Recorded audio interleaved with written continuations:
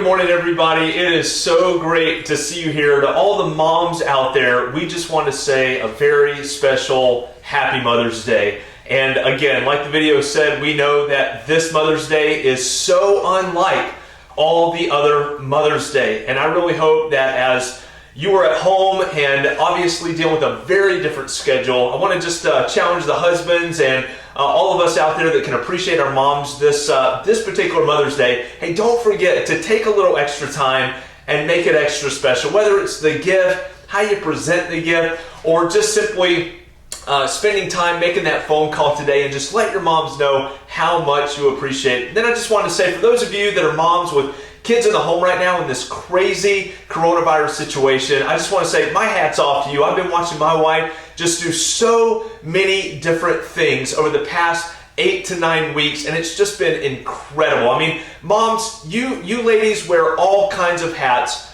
all the time. And during this time, many of you are, doing homeschooling and on top of all the other things that you do around the house. And so thank you for all that you do. And so today we are going to be in part 4 of our series called Breaking Bread.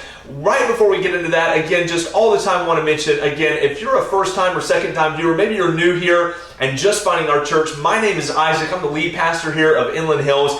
And our church is really all about one thing, and that is leading people into a growing relationship with Jesus. And so I just wanted to get that out there up front, let you know what kind of church we are, what type of church we strive to be, putting Jesus first and really looking like what Jesus looked like is really our heartbeat. And so I'm so glad that you joined us today. And one of the things that I would love to encourage you to do, invite, challenge, however you need to hear this, is that we would love for you to fill out our online connection card. And it's just a few pieces of information, literally your name and an email address, just so we can begin to maybe start that journey with you or encourage you in some steps to make that next step in a growing relationship with Jesus. And so I hope that you'll take some time to fill that out. We have some incentive this month for you to fill that out. We're doing a giveaway during the month of May for all the first-time, second-time viewers that fill out a connection card for a streaming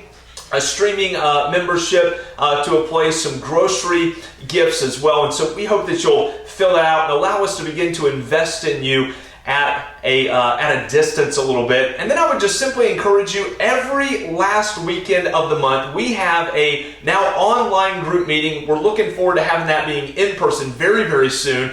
And that's our Inland Hills Connect. It's on the last Sunday of every month. And I'm telling you, friend, I would love to sit down with you over a Zoom call, encourage you.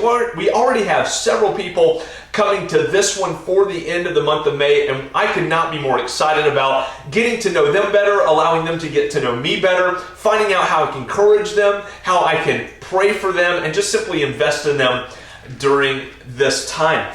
And so thanks again for being with us. We're actually going to go ahead and jump right in. So if you got a tablet, a Bible, we're going to have some verses on the screen for you today as we kind of kick off this almost next to last week of this verse-by-verse study through 3 John. And I would encourage you in the next 2 weeks, jump back in with us. We're going to be jumping right into the book of Jude. And we're going to be beginning a series here in just a few short weeks called Faithful Till the End. And I can't wait to tell you more about that. But for now, we're going to go ahead and get into this. And so, we started this way last week. I want to start this way again when it comes to our message today. I just have a question for you. Have you ever had difficulty celebrating success? Have you ever had difficulty celebrating success? Now, I know what you're thinking, Isaac, that's crazy. Why in the world would I ever have a problem celebrating success? And I thought maybe I'd share with you a little bit of a story that maybe you could identify with and maybe own the fact that, you know what, there are some occasions, there are some situations in which you and I have some difficulty celebrating other success. I remember, I follow people from all over really the world that are in ministry and pastors, and obviously I'm a church planter, and now I'm a pastor, and really my heartbeat, again, leading people in a growing relationship with Jesus. And part of the expression I feel like we want to do here in our church is to one day be a church that plants churches all over North Orange County and helps churches all over North Orange County get started. And so, of course, I follow people that I look up to and I admire and role models and examples. And as it turned out one day, a friend of mine, a mentor really of mine, was celebrating, I think, 15 or 20 years in ministry. And of course, another one of the gentlemen that I knew had just given him this really amazing commendation. You know, he's a strategic, you know, church leader and all these things. And all of it was true. And I remember in that moment initially feeling like, man, you know what? That's so cool that he's saying that. But then there was this other side of me that was like, man, I wish that was me. You know, why isn't that me? Why don't people call me a dynamic church leader? Why don't people call me a strategic church leader? Why don't people, and I got really inward focused. And if I'm being honest with you, I was having a problem celebrating success. Now look, you might not be in full-time ministry, but I'm willing to bet this.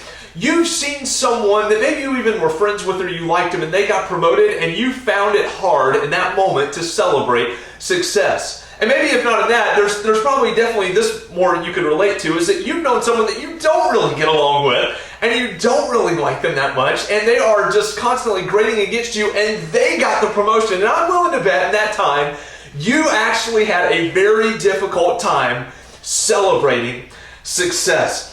Success and promotion and commendation in the lives of other people is one of those things that if you're just like me, it can be very, very challenging. Obviously, it's challenging in some cases if we like the person, but if we don't like the person, it's even more challenging. And what I have noticed is that the success of other people, the commendation of other people, can have a dark side to it. Man, we love it when people achieve their goals and reach success. But there is this tendency, whenever we see other people succeed, if we're not careful, is that we'll try to discount that success. You know, we'll look at it and we'll say, well, you know, if you know, they probably had this or they probably had that. They probably didn't really have to work that hard. And we'll discount their success because it makes us feel better sometimes about the lack of things that we're seeing, a lack of things in our life. But then on the other side, we'll try to excuse it. You know, well, they probably had it easier, or I haven't had those opportunities. I don't know the people that know, and on and on and on. Right? When we have a difficulty accepting success and celebrating success, we can tend to follow one of those two dishes. I just want to encourage you with something. As you see other people succeed, something you need to know is that if you can't celebrate the success of others because of where you're at in life, I want to let you know that has nothing to do with them. That is all about a heart issue. And so you might be thinking, Isaac, is today really about, you know, how can we avoid the trap that the other people's success tends to get in our life? You know, the discounting of it or the making excuses about ourselves. And look, I think today we're going to learn something along that. I hope somehow you learn something along that in this message today.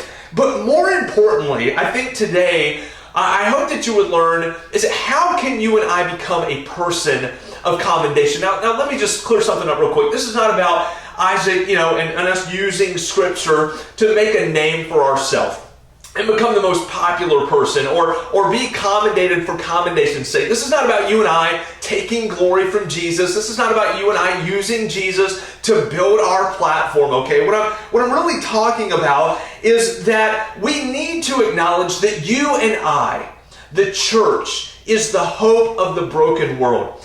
Whenever you and I step into our work, step into our relationships, step into the lives of our neighbors, we need to recognize that Jesus has called us to be his mouthpiece and his hands and his feet. You and I are the plan A, and there is no plan B. We are the plan A for changing the world and reaching this world and making it the way that Jesus designed it and wants it to look. And it's amazing because right now we are seeing the American church in the past 8 to 9 weeks has looked more like the first century church than it has in the last 8 years. Again, what I'm saying is the church is not meant to amass a lot of people in one location. The church was meant to be sent ones, to be deployed and take the love of Christ, the message of Jesus, and make disciples throughout our area.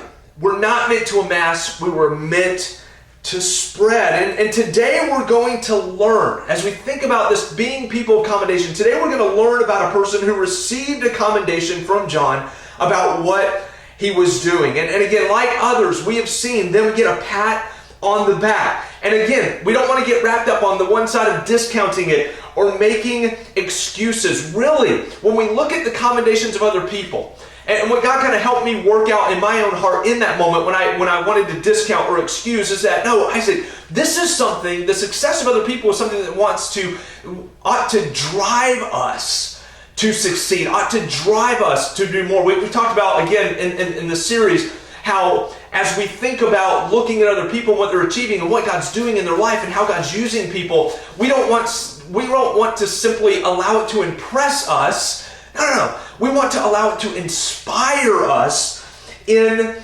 action. And if we're being honest, that discounting or excusing can really be an aversion to doing what we ought to do, which is called into action to allow God to use us in a very unique way. And if we're being honest, people more than ever need us to be these type of people. Not people that discount, not people that excuse, but people that are launched and inspired into action. And the reason we want to consider this is because if we're not careful, we'll miss something about us seeing the success of other people and discounting it or excusing it. And that is this thing that lies inside of us. And I want to just draw attention to this real quick because this is important, okay? Our wants tend to outrun our wills. You know, when you think about being a person that is a commendated person versus a person that gets stuck in discounting or excusing, this can be our mistake. We can get wrapped up in not realizing that our wants tend to outrun our will. If you're like me, you have some wants that your will is not really engaged in.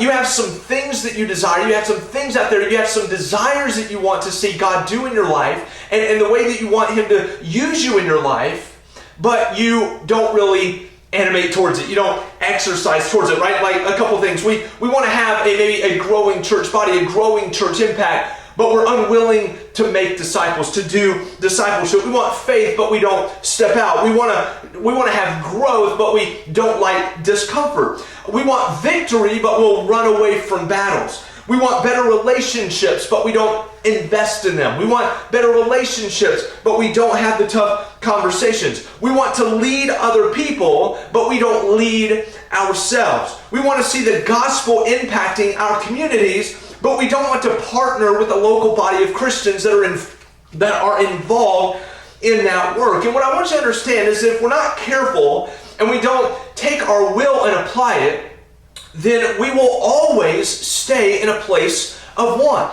If you and I don't wrap our minds around this and at least embrace this reality about us, we will forever be in a place where we end up discounting or excusing the successes and the way that God uses other people in our life instead of becoming and striving to be a person of commendation in which God uses us. And so this person we're going to look at is named Demetrius today. And I want you to see, if you can, with me, some laws of testimony so that you and I can become a person of commendation.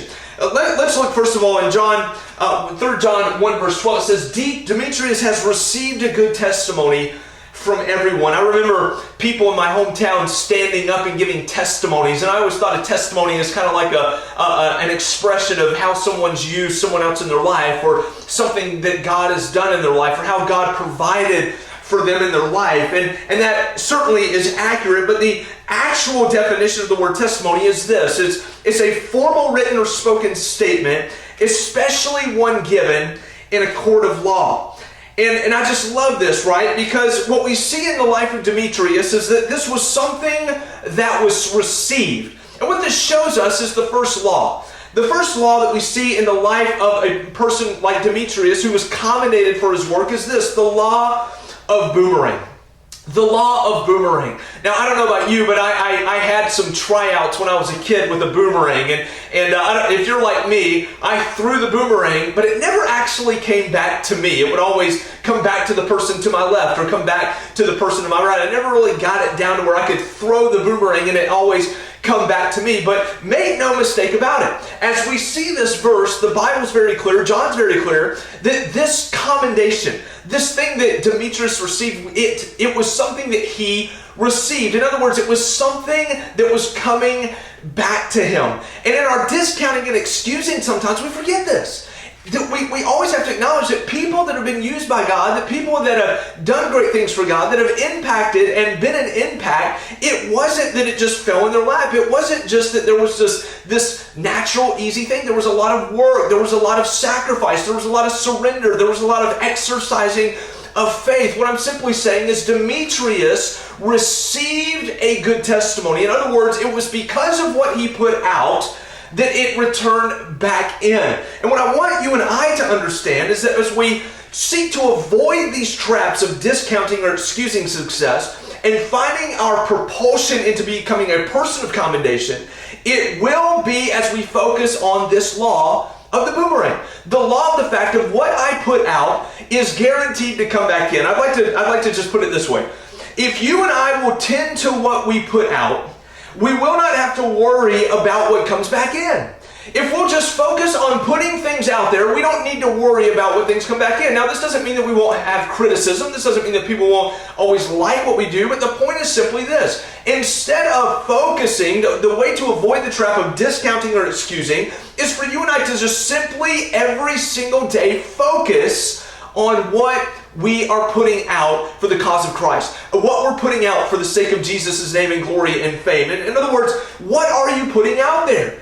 Are you praying for people and with people? Do you fast and give up natural appetites to pursue spiritual appetites? Are you inviting people to know more about Christ and into discipleship? Are you engaging people with the intent of discipleship and leading them in a growing relationship with Jesus? Are you engaging? Are you an encouraging person? Are you loving through words and actions? Are you serving people? Are you calling people and investing people? Are you asking and investing and challenging and inviting people? And what are you putting out there?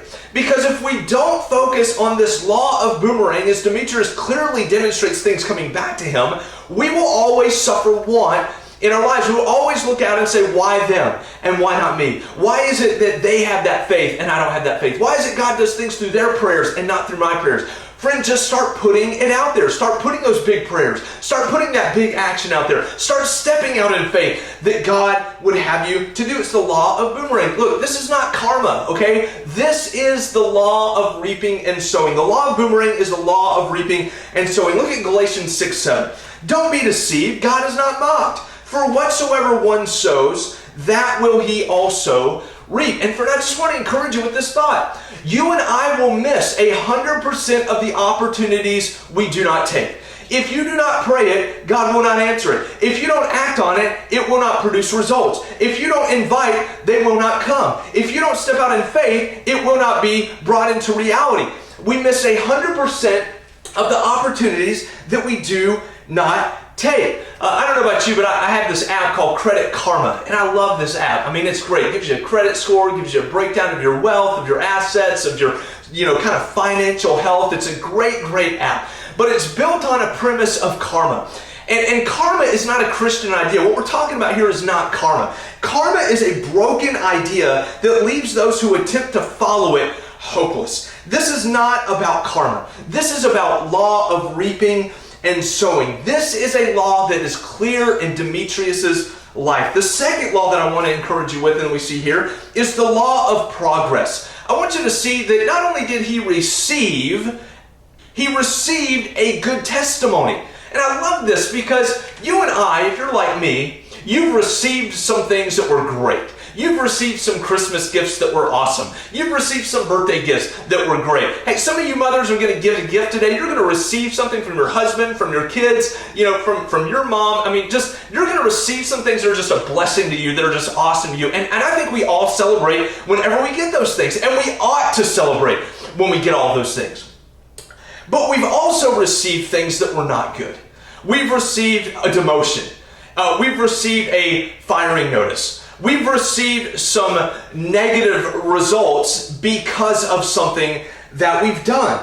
And we know what it is like to receive a bad result. But Demetrius received a good testimony. In other words, not only did Demetrius focus on putting stuff out there, Demetrius did so that what he put out there came back as a good testimony. In other words, people over the long stretch of Demetrius' life could look at not just things being put out there and good things being put out there, but good things being put out there consistently over time. In other words, what I want you to understand as we think about the law of progress is this.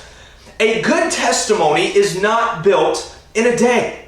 A good testimony is not built in a day. It is built daily. John Maxwell talks about success is not achieved in a day. Growth is not achieved in a day. It's achieved daily. And the same idea is prevalent in the life of Demetrius. It wasn't just that he put good things out there. It was that he put good things out there consistently. And look, what I'm saying is, if you're going to pray, pray consistently. If you're going to invest in your unchurched friend, invest consistently. If you're going to invite people to this video and share it on Facebook, do it consistently. If you're going to minister, minister consistently, because your and my testimony is not built in a day. It is built daily. It is built daily. And this is such a huge point that you and I need to remember.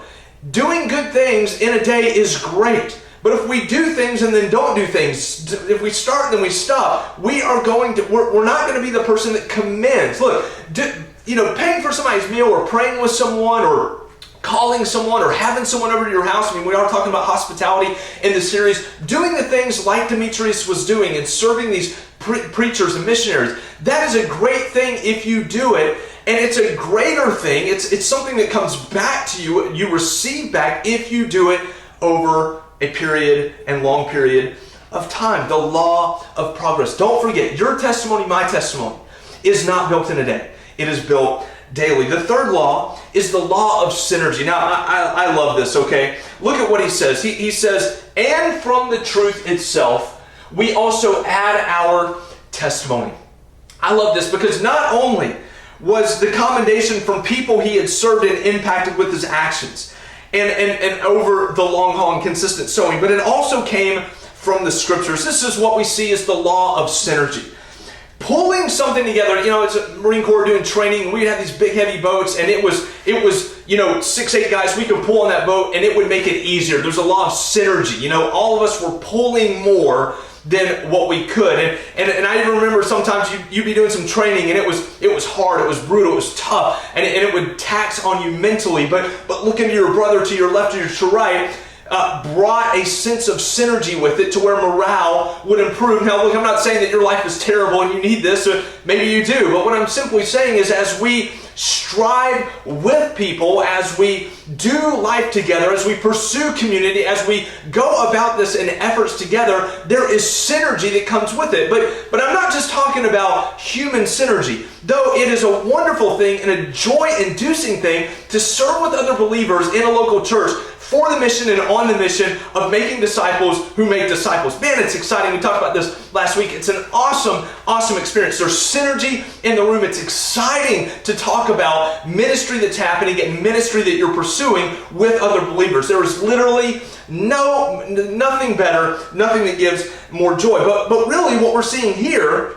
is that it was spoken of, he was receiving commendation up from the truth itself. In other words, he was seeing the truth of God's word play out in his life consistently. It wasn't just that people looked at him and noticed he's doing these good things. It's not just they looked at him and saw these good things. They looked to the source of where all this was coming from. They looked to where it was coming from. And at the end of the day, Demetrius shows us or reminds us maybe of something that Paul reminded the believers at Corinth in chapter 3, verse 9. He says, "For we are God's fellow workers, you are God's field, you are God's building." In other words, this law of synergy reminds us, Demetrius reminds us, that his partnership that led to this commendation first and foremost came from him being a co-laborer with God. And there is just something powerful that happens. And I've said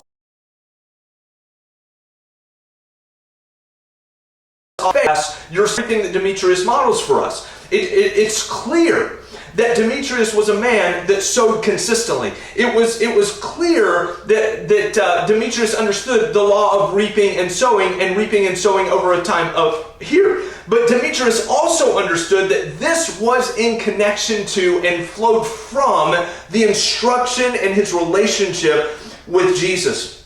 I love Proverbs 16:7. It says this, "When a man's ways please the Lord, he makes even his enemies to be at peace with him." Can I just put it this way for us this morning as we think about being a person of commendation and missing the discounting or the excusing of other people's success? If we're going to get out there and we're going to make a name for Christ and we're going to make an impact and we're going to grow our faith and do the things that we desire for God to do and see the things that God desires to do in our life, we need to focus on faith. Focus on faith. Focus on your faith. Look, Demetrius was not pursuing all the accolades. Demetrius was not out there trying to make a name for himself. Demetrius was not out there saying, if I just do this, then I'll get there. That's not the point. That's not the point of this message either. Demetrius understood that he was called to be a follower of Jesus. He was made to abide in community and relationship with his Creator. And as he focused on that, as he followed his faith, as he listened to his relationship with his Savior, he was able to do things in his family that disrupted the family in a good way. He was able to do things on his job that disrupted his job in a good way. Focus on following faith. You say, Isaac, what's faith? Well, faith, as I believe Rick Warren's put it astutely this way, he says, faith is living from God's perspective. Faith is the trials and suffering that you go through. Did you know even in this time right now as we navigate this pandemic, one of the most impactful things you can do that will generate results and have people looking at you to say, man, that God is real, this guy's God is real. It's simply this. It's living your life right now from God's perspective. What does God say about fear? What does God say about our ultimate health? What does God say about our eternal destination? What does God say about our hope during this time? What is it that God says about you as an individual? You see, as we focus on faith, as we focus on living a life that views life from God's perspective, we are then mobilized and initiating work that will disrupt things around us, that will change how people view God, change how people view us. It will lead us down a path of commendation. You see, Demetrius and Gaius were not perfect men, but they both sought to model their life after the teachings and ethics of Scripture. They were not perfect, but they were consistent in striving to walk according to what they had been taught and what they had been read from the eyewitnesses' account of John the Apostle. The commendation of Demetrius from John came as an external, consistent witness of people. The verifiable witness of Scripture was authenticated by their own encounter with him. And from this, right, John says we also add our testimony. When you and I focus on faith, living life from God's perspective, I promise you, you will begin to order and dictate and function in your life in a way that will have people take notice. And oftentimes the indictment, right, of our faith, the indictment on us as Christians, the indictment on us as people that just used to come and meet together just so we could feel like we did church or we did our religious duty. The indictment on us is that oftentimes our lives do not reflect this. Our lives don't reflect this focusing and living our life by faith, focusing on our faith, living life from God's perspective. And this is not about you and I being perfect. Gaius and Demetrius were not perfect, but they were men who focused consistently on striving to honor Jesus and his teachings with their life. And that's, again, right, the goal of faith, okay? The goal of faith is not perfection. The goal of faith is simply progress. Look, the only person who was ever perfect was Jesus. And our job is to let him have his perfect work. Philippians 2:13 says, it is both him that wills and do in your life of his good pleasure. Look at the brother of James, or Jesus, James. He says this in James 1:4. He says, and let steadfastness, or let faith have its full effect, that you may be perfect and complete, lacking nothing. You see, God desires that you and I would lack nothing, that you and I would be those people that embody His teachings and His livelihood as we walk throughout our lives. So today, if you're a follower of Jesus, I'd just simply like to ask you this. What is hindering your commendation to those around you as a follower of Jesus? Is it the law of boomerang? Is it simply the law of reaping and sowing? Is it simply the reality that you're focused more on achieving and receiving something from people rather than just focusing on what you're putting in the lives of other people today as a follower of Jesus? Of progress. Do you find yourself inconsistently praying? Do you find yourself inconsistently fasting? Do you find yourself inconsistently getting something from the Word of God? Do you find yourself inconsistently practicing the habits of the spiritual life? And friend, look, I don't want you to feel guilty this morning. I want you to feel the possibility. I want you to see the opportunity that will just come with just waking up every day and praying faith-filled prayers. The thing that will produce in your life by simply just showing up and investing and getting involved in a community group with your church. The sowing that will happen as you sow these small things. Again, your impact, your commendation, this life that you and I oftentimes desire God to produce in us does not happen in a day. It happens daily. Or is it the law of synergy? Is it the law of synergy? Are you orchestrating your life by what you think people want from you? Are you trying to have faith like people want you to have faith? Are you trying to talk and experience spiritual growth like you think other people want you to experience? Friend, lay that burden down and realize that you and I are co-laborers with Jesus. Demetrius was not focused on people. He was focused on his faith. He was focused on getting up every day and simply asking Jesus, God, how do you see my day today? And I want to walk in accordance with that path. Now look, if you're not a follower of Jesus Christ, the law of synergy may be an odd one to you. Right? How can we work with God? Maybe the idea in your mind has been that you're always trying to measure up to God. And that is, after all, what most religions teach. And what I want you to understand is that biblical faith, again, is not about perfection. It's about progress. Let me show you what I mean. I've got some slides here that I want us to kind of run through. You see, God in His original design made everything that was supposed to be perfect and good and function together. But the result, once Adam and Eve got in the mix and they made a poor decision, then sin entered into the equation.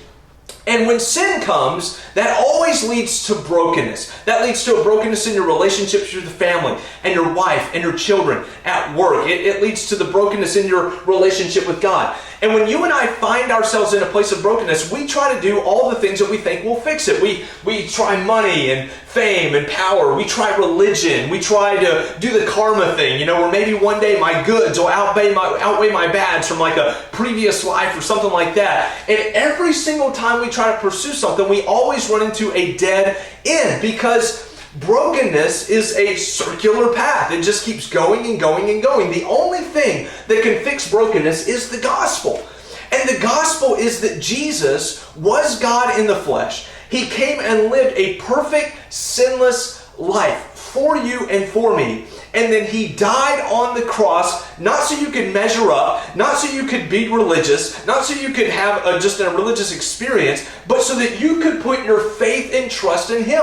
And that's what Jesus asked you and I to do. That's how you and I become co-laborers with God. This is how we begin a relationship with God. We repent and believe the gospel. In other words, you stop trying to please God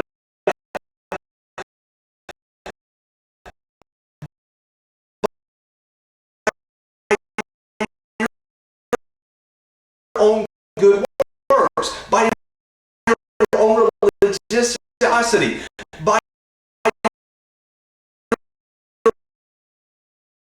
your own sort of spiritual pursuits, and you simply believe that Jesus is your place. And then we allow and begin with this.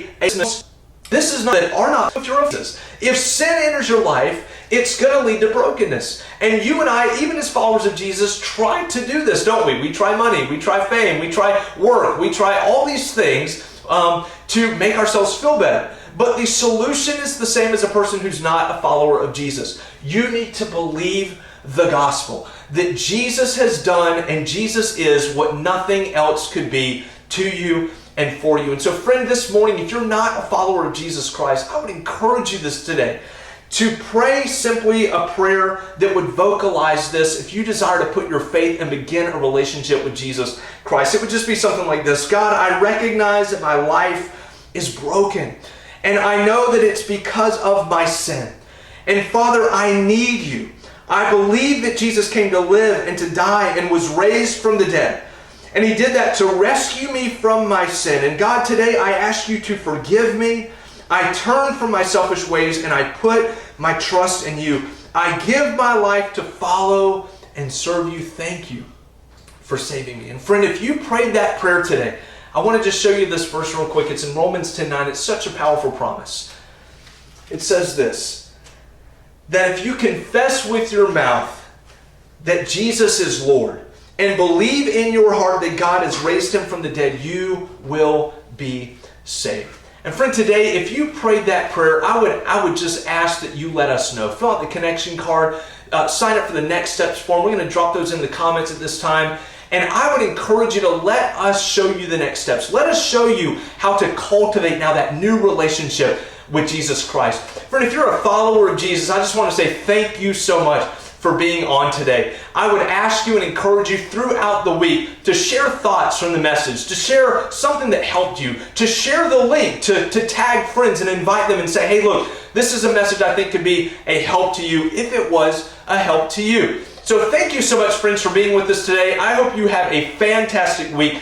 Know that we're praying for you. And again, all the moms out there, thank you for so much. Thank you so much for all that you do for our families, your children, and even us as the husbands. We are blessed to have you in our life. We hope to see you this during the week. We have a Zoom group Wednesday nights at 6:30, 7 o'clock. We would love to see you there this week. If you need the link, simply let us know, reach out. And then we definitely look forward to seeing you back next Sunday right here at 10 a.m. God bless.